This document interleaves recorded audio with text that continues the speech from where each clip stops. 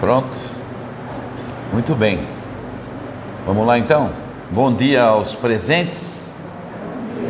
Não são muitos, né? Devido ao que todo mundo já está cansado de saber, né, André? E bom dia ao pessoal que nos segue no Instagram, né? Hoje eu posso falar assim, ó, bom dia ao mundo, porque dá para o mundo inteiro seguir a gente. Se não segue, porque não quer, né? Brincadeiras à parte. Um prazer enorme estar de volta nesta casa, para este evangelho tão gostoso que a gente faz aos domingos, né? Há quantos anos já fazemos? Então, o meu bom dia. Bom dia, pessoal. Bom dia àqueles que estão aqui presentes, né?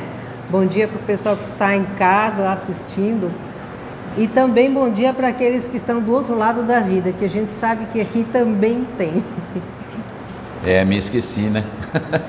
Bom, muito bem. Hoje, como o André livrou a gente de dar recado, ele falou assim, não tem recado hoje, então nós vamos falar do capítulo 19, não é? A fé transporta montanhas. Capítulo 19 do Evangelho segundo o Espiritismo.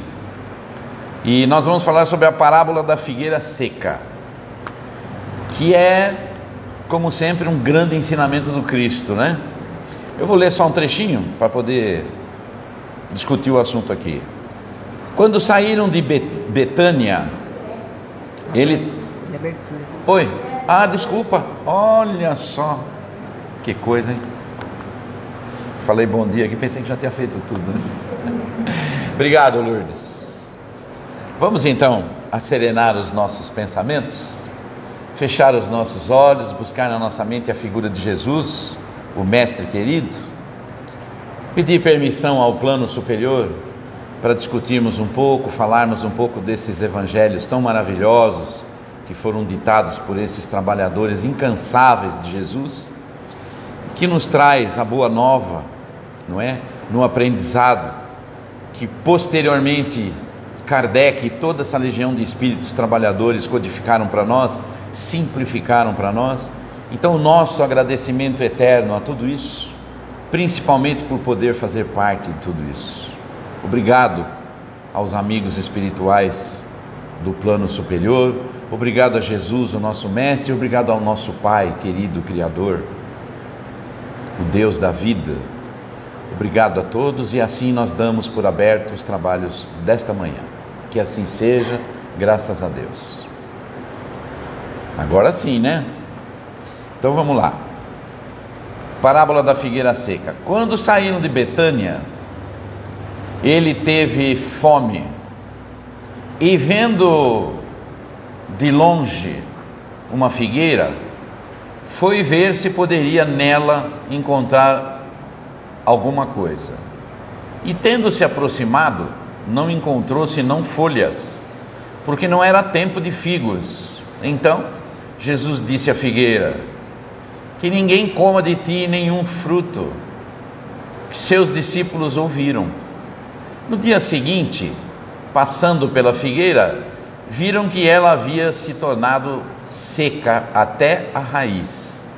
E Pedro, lembrando-se das palavras de Jesus, lhe disse: Mestre, vede como a figueira que amaldiçoastes tornou-se seca?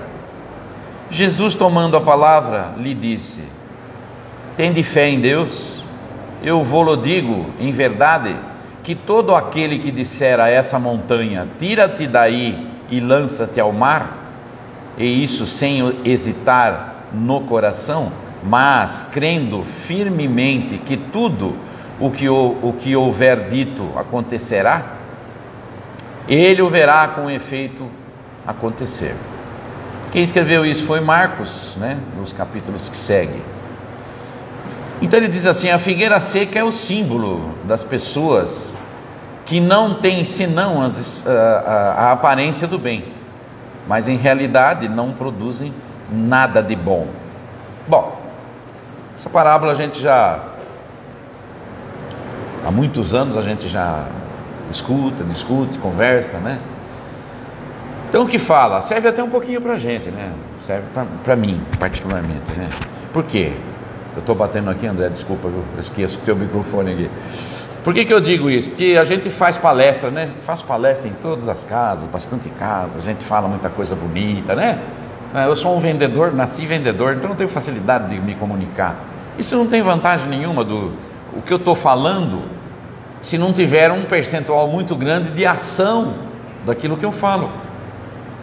Então eu me pego, essa aqui é minha guia encarnada.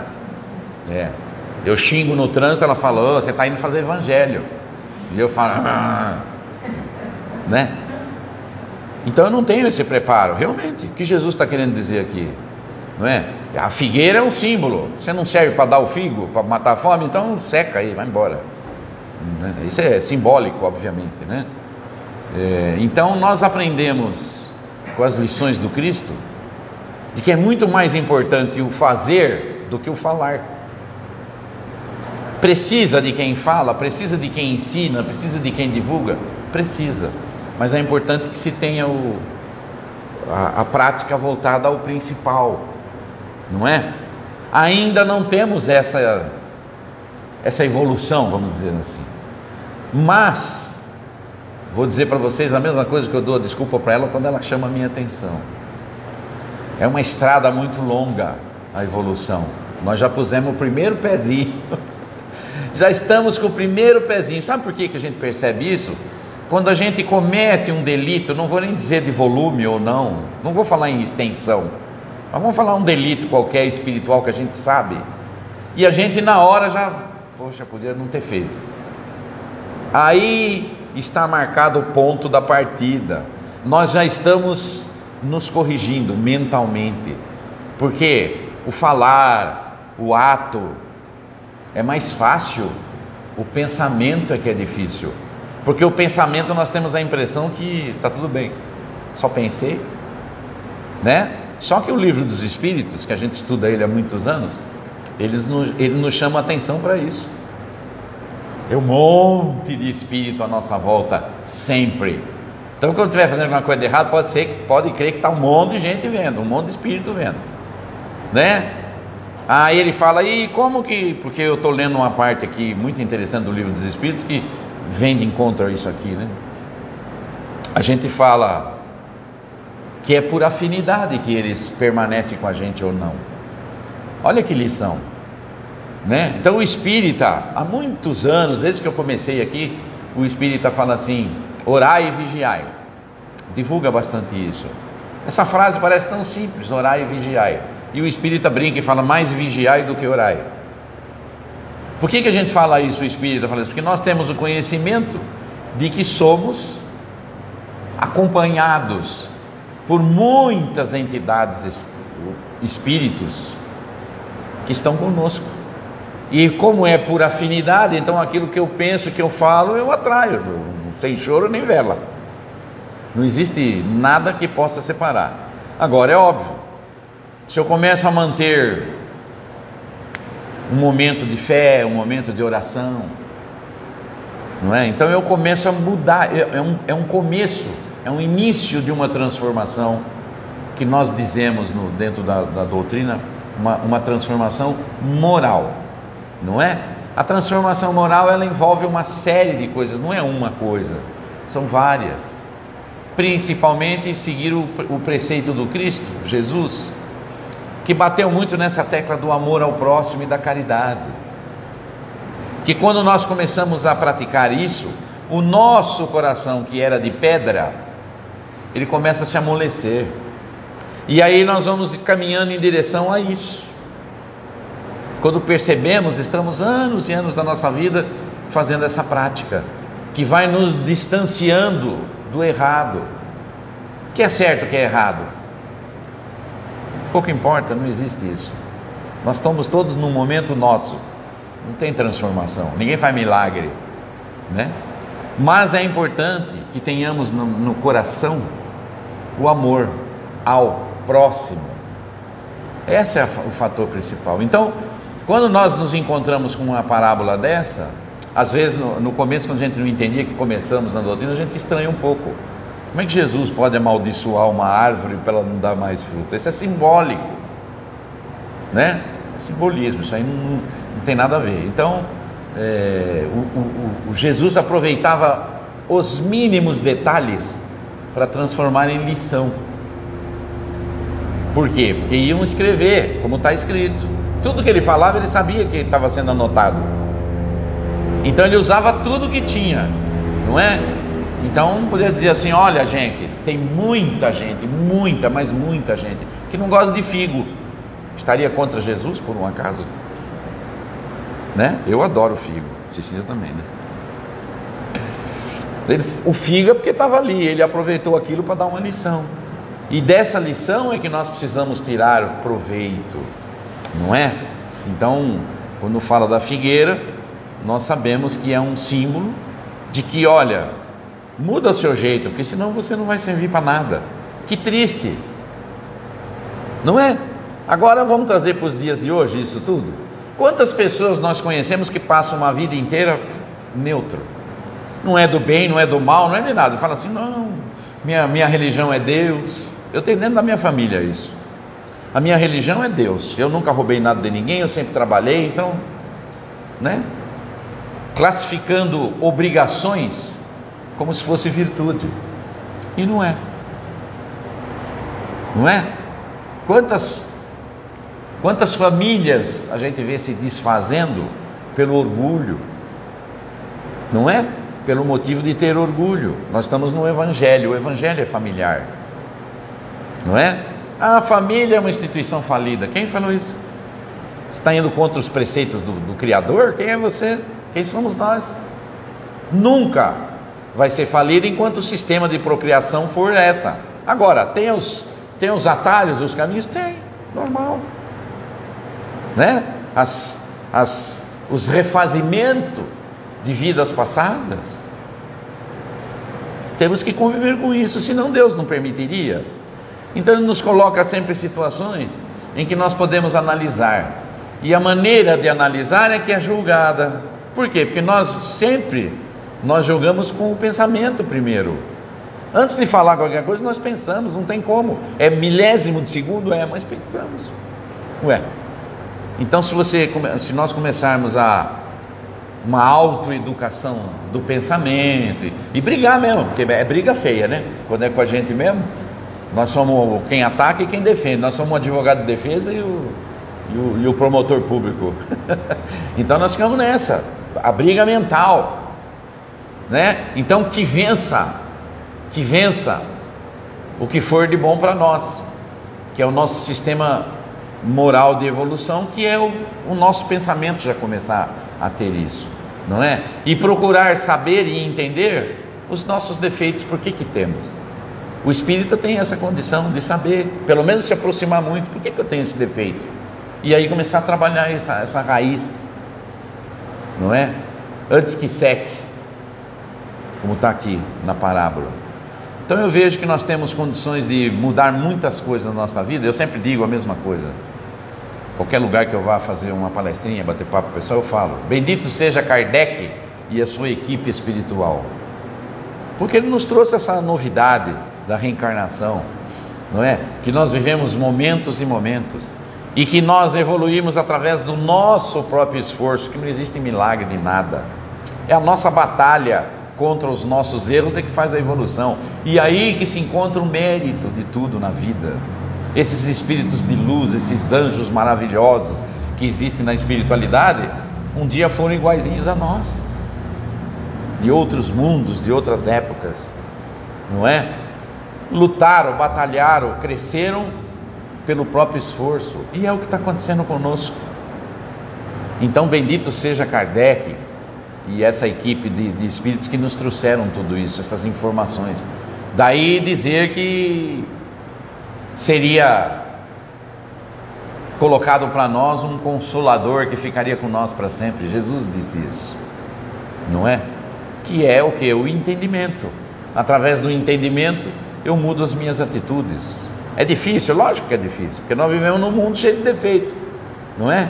Aí a gente vê o que acontece com os outros, a gente analisa, e quando a gente percebe, nós estamos fazendo igual ou parecido.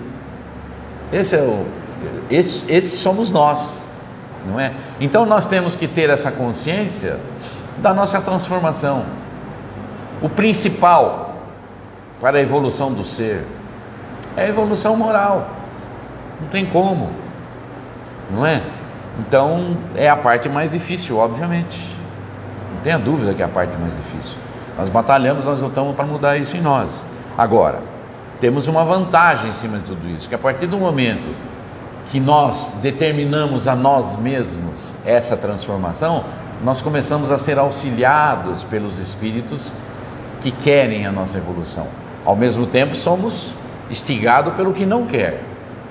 Mas como nós já temos discernimento, nós já sabemos o que é certo e o que é errado, então nós começamos a caminhar de maneira diferente, não é? E é fundamental que a gente entenda que essa vida aqui passa rapidinho e acaba, e nós teremos outras e outras, não é? Então temos que ter essa consciência, temos que ter isso conosco sempre, para que a gente possa caminhar a passos um pouquinho mais largos. Eu costumo dizer, brincar até com a minha esposa aqui, que quem sabe na próxima encarnação nós vamos ser espíritas. Vamos ter essa oportunidade, porque agora nós estamos nos preparando para entrar nessa doutrina, porque a doutrina é perfeita, ela é dos espíritos, não é? Ela não tem defeito, nenhum, zero de defeito. Nas dúvidas, pega o livro dos espíritos para ler, pega o evangelho para ler, ele tira todas as dúvidas, queiramos nós ou não, que está certo, que está errado, está falando aqui. Então temos que nos adaptar a isso. Quantas vidas vai demorar? Não sei, mas que vai, não é? E nós estamos com o pezinho na estrada, graças a Deus, não é? Então compreendamos os defeitos alheios, compreendamos que nós estamos num mundo de provas ainda, né?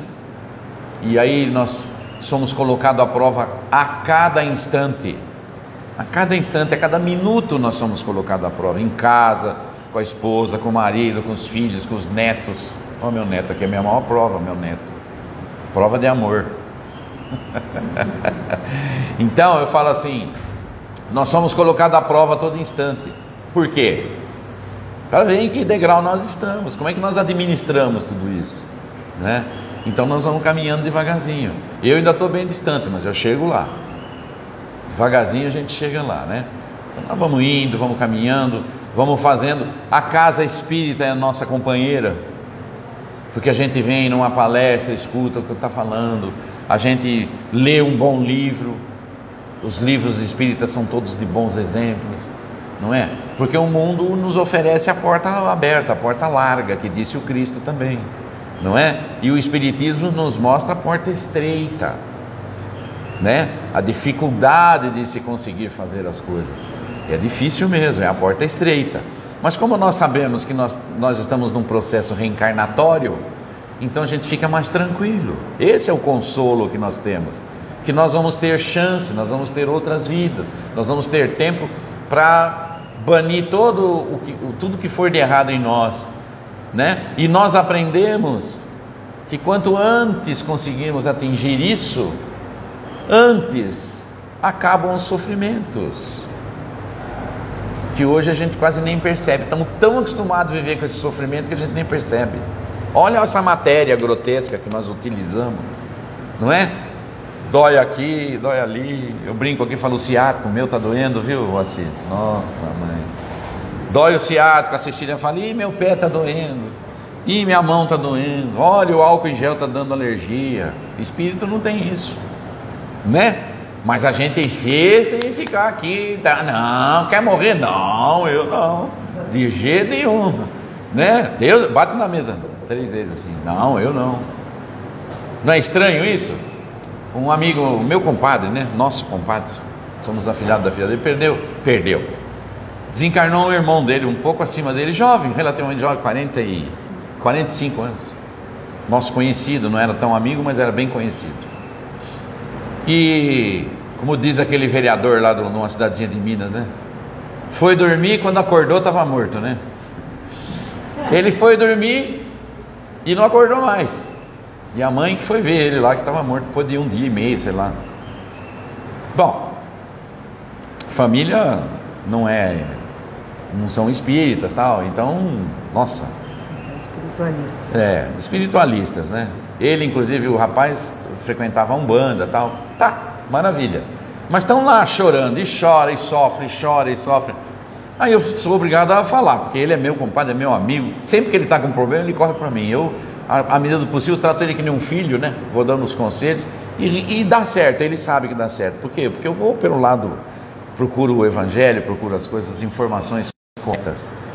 E ele estava conversando comigo, então eu falei para ele, olha, muito embora a gente sabe que a vida verdadeira é espiritual, todo mundo sabe disso, né? Toda religião, o católico, o evangelho, todo mundo sabe. A vida continua, então tá.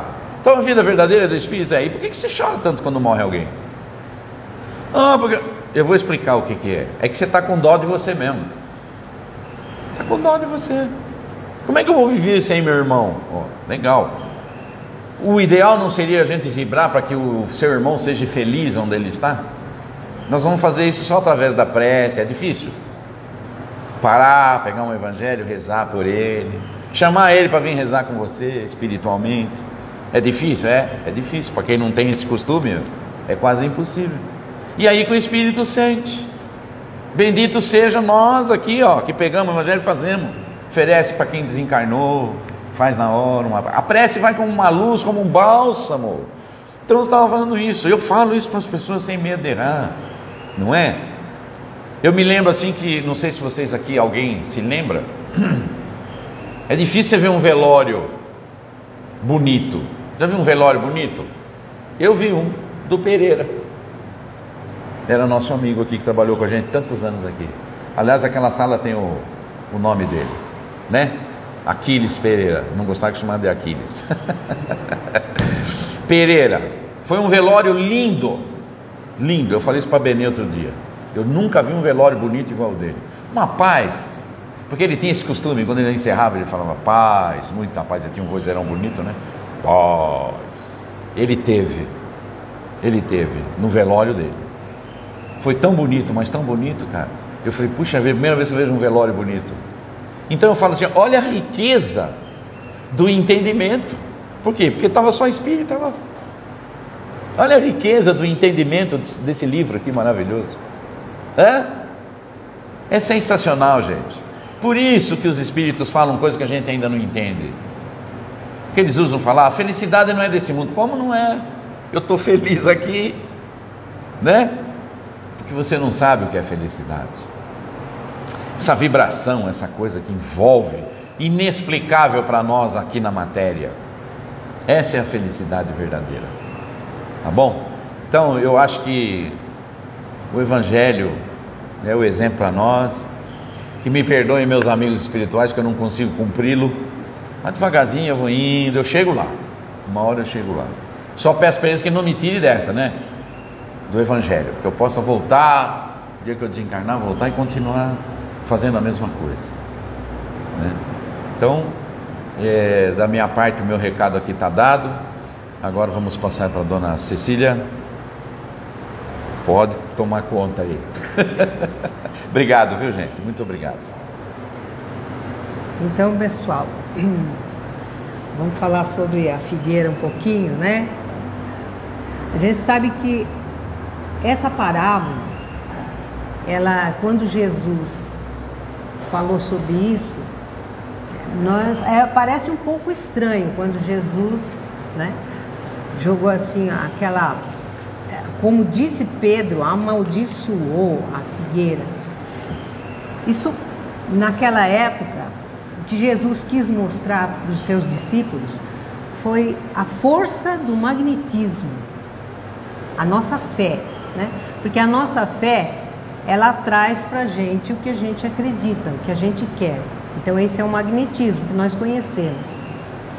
E nós sabemos que o magnetismo, ele pode construir, ele pode destruir, né? Pode conservar, pode vivificar. Tanto é que, historicamente, a gente sabe que as múmias, né? Aqueles que eram os mumificadores, que a gente vê lá no Egito, eles magnetizavam as múmias. Isso é histórico, isso é científico, né? E está no livro do Cair Bachuter, para quem quiser comprovar, né? Que isso daí é uma coisa que a gente vem aprendendo dentro do Espiritismo, não é pouco, né? Tem muita ciência que a gente acaba sabendo pelos pesquisadores. Então, eles magnetizavam os cadáveres além daquele processo científico de mumificação, né? Isso é muito interessante para nós, para a gente saber, é um registro histórico, né? Então, o magnetismo cura as doenças, nós vimos isso dentro do Espiritismo, fora do Espiritismo, porque muita gente que usa o magnetismo para ajudar os outros. Qualquer momento que alguém precisa de ajuda, às vezes uma pessoa está contando algum caso, contando algum sofrimento mesmo para a gente, e aquele sentimento que a gente tem, aquele amor que a gente sente e a necessidade da pessoa, nós então naquele momento podemos ajudar com a força magnética. Não é só sentir pena, porque acho que todos nós, né, no momento que alguém está sofrendo, se a gente é cristão, a gente tem aquele momento de sofrimento junto com a pessoa, mas esse sofrimento não vai curar. O que vai curar é a ajuda da nossa fé, que vai melhorar. Então essa transmissão otimista que a gente tem dentro da gente é o magnetismo. Mas quando Jesus falou, ele jogou aquele magnetismo pesado em cima da figueira. Não foi simplesmente para matar a figueira. Ele disse: olha, eu posso com o meu magnetismo matar, né, destruir, mas o que eu faço é construir, que é o que ele mostrou durante toda a vida. Então teve um momento que ele mostrou o que o magnetismo pode fazer, mas durante tanto tempo ele mostrou o benefício que o magnetismo trazia para aqueles que eram doentes, né? Assim, acho que o maior exemplo era que no mesmo momento ele conseguia curar as pessoas, os leprosos, né? A pessoa cometida, que hoje nós chamamos o mal de Hansa, os hansenianos. Então é uma doença kármica, né, que nós sabemos, mas que ela fica marcada. A pessoa, quando ela é curada hoje em dia, se ela já teve algum processo de deformidade no corpo, ela vai conservar aquela deformidade até onde a doença, né, pôde atuar. E Jesus, quando ele abraçava, ou então que ele impunha a mão sobre um doente e curava, aquele doente, o corpo dele ficava perfeito. Aí nós vimos que Jesus reconstruía com a fé, com o seu magnetismo, que era um magnetismo superior, já perfeito, né? Se Jesus, ele ajudou, a gente fala co-criador da Terra, porque desde o início ele ajudou na criação da Terra, quando ainda era uma matéria incandescente, né? Ele transformava com o seu pensamento, com a sua fé, com o seu magnetismo. O Emmanuel chama ele de o divino construtor, divino escultor. Então nós percebemos que ele tinha toda a força para fazer o que ele fazia. O que ele mostrou aqui, para ele era uma fichinha, era só para a gente, né, ter uma ideia do que era o magnetismo. Mas enquanto nós estivermos na concha, como chama, né, a concha do egoísmo, fechados, nós não vamos conseguir ter esse magnetismo. Ele só é desenvolvido para o bem quando nós conseguimos sentir o amor, que é o amor universal, pelas outras pessoas, sentir a dor do outro e ajudar. Aí nós estamos deixando, aos poucos, nós vamos deixando o nosso egoísmo, né? E nós vamos desenvolver, construir um magnetismo superior a partir desses momentos que nós enviamos mensagens, né, otimistas e positivas para os nossos irmãos, seja em qualquer situação, né, em qualquer situação que necessite. O que nós podemos fazer? O egoísmo, ele nós somos a figueira estéril enquanto estamos egoístas. Então, quando nós conseguimos dar frutos, significa caridade. Acho que já está assim bem explícito ali no Evangelho também. A continuação da explicação explica bastante sobre isso.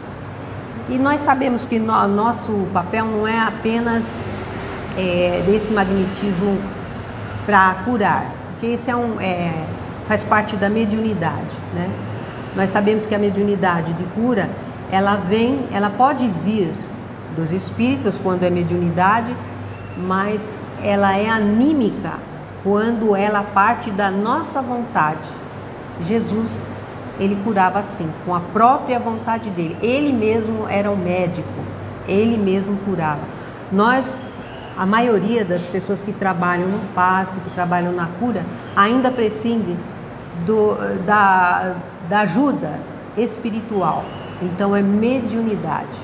No caso de Jesus era ele mesmo, né? Era o grande médico das almas. Então ele fazia isso pela própria força que ele tinha, né? Isso pode ser encarado como, para nós, e foi encarado pelos discípulos dele, como um aviso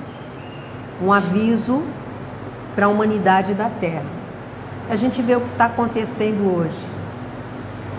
As pessoas podem se preservar através do magnetismo quando você deseja para os outros, aqueles que estão doentes, aqueles que estão com problemas.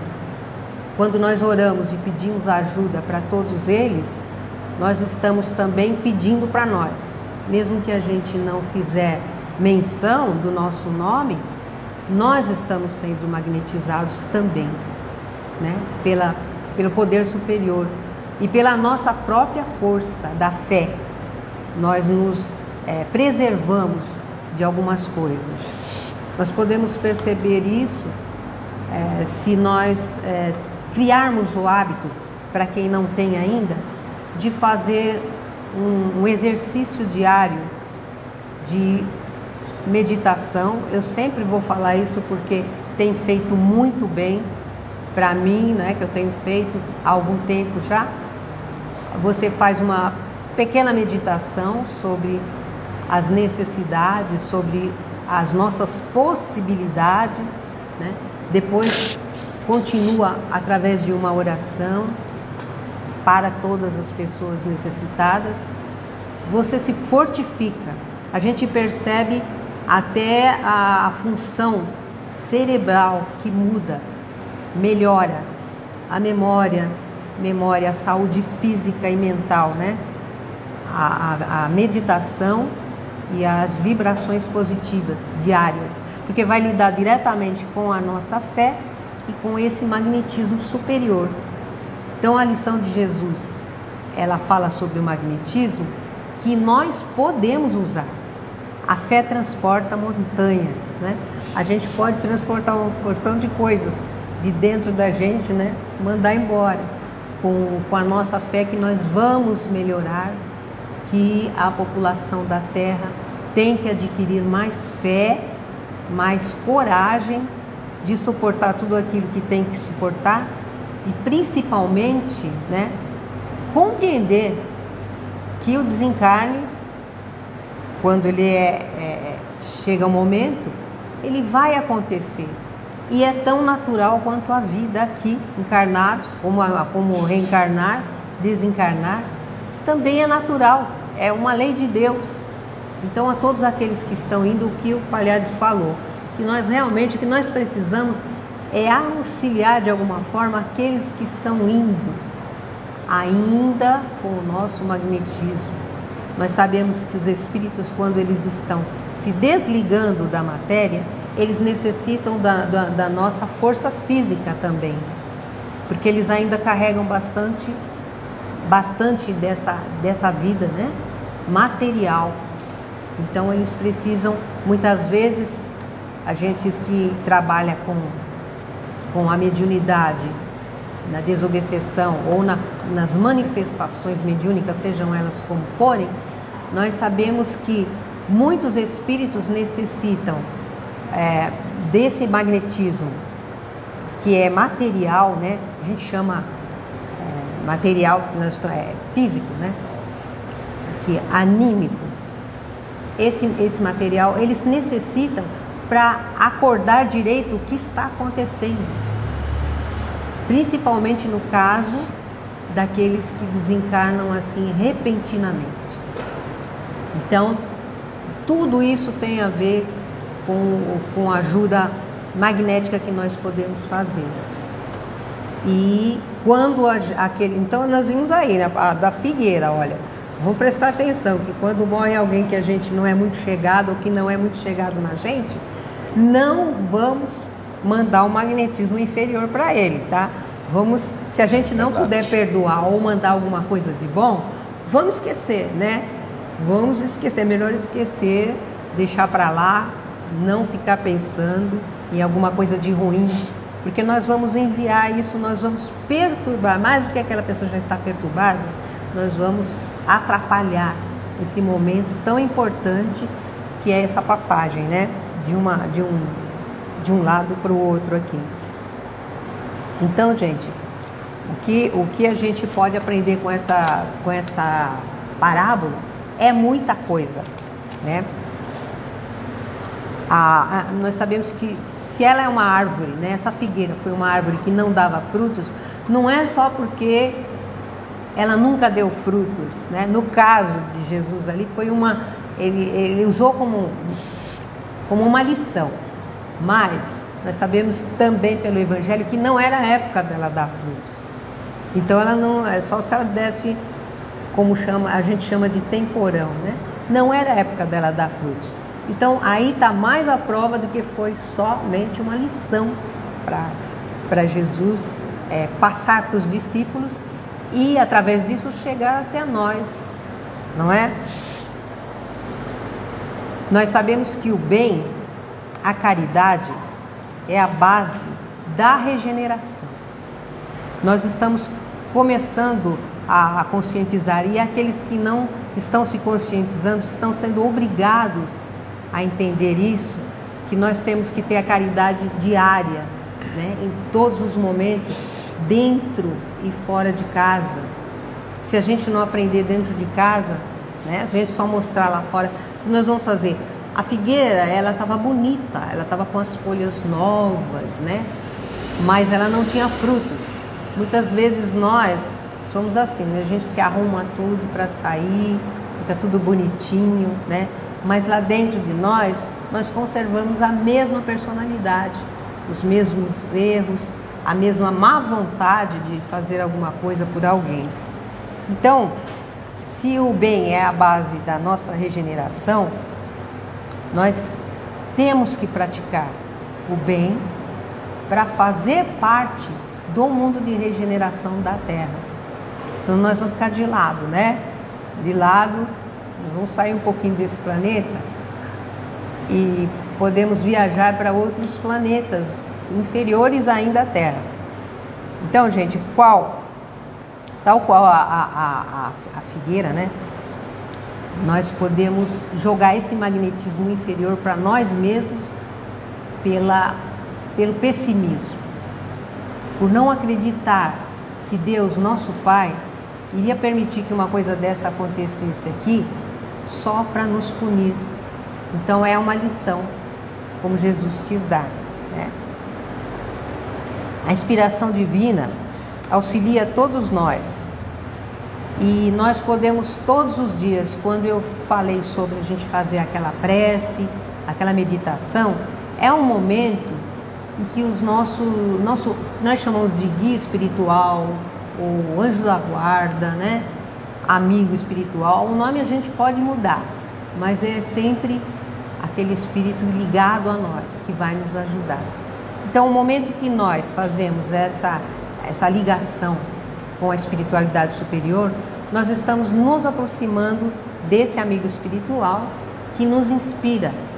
Ele é sempre um pouquinho mais evoluído do que quem está encarnado, né? o nosso protetor espiritual tem sempre uma visão um pouco maior que a nossa. Já é seria uma lei, né? Não vai colocar uma pessoa que entende menos do que você para te guiar. É um professor, vamos dizer assim. Então ele atua na nossa consciência. E quando a gente abre o espaço para que ele possa nos ajudar, aí fica mais fácil, tanto para o nosso amigo como para nós mesmos, né? Se nós não fugirmos ao dever que a nossa consciência impõe, né, que ela é muito colocada para nós as lembranças através desse amigo espiritual, e fica, olha, é um aviso, estou te dando um aviso, não faça isso, né? E a gente muitas vezes ignora esse aviso. Então quando nós assimilamos a nossa consciência, as coisas que nós vamos fazer, o nosso caminho para a regeneração está mais garantido, né, gente? Então vamos. Pedro, naquela maneira dele ser, a gente sabe que ele foi preso, né, algumas vezes. E os espíritos que fizeram com ele, o espírito guia protetor dele, abriu as portas da prisão, abriu 2 portas da prisão, depois deixou que ele fosse embora, mas depois saiu de perto dele, da visão dele, ele parou de ver e ouvir o amigo espiritual. É isso que Deus faz com a gente.